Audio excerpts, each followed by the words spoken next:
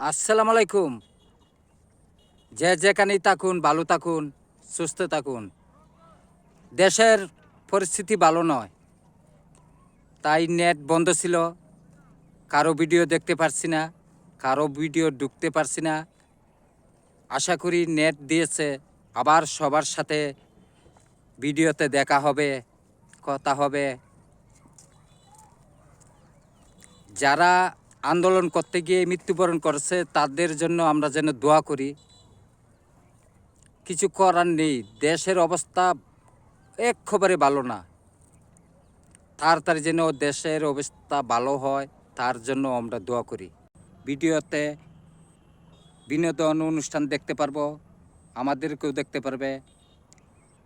আমরা এই দোয়াই করি দেশের পরিস্থিতি যেন তাড়াতাড়ি ভালো হয়, আমরাও নিরাপদে থাকি। আসসালামু আলাইকুম।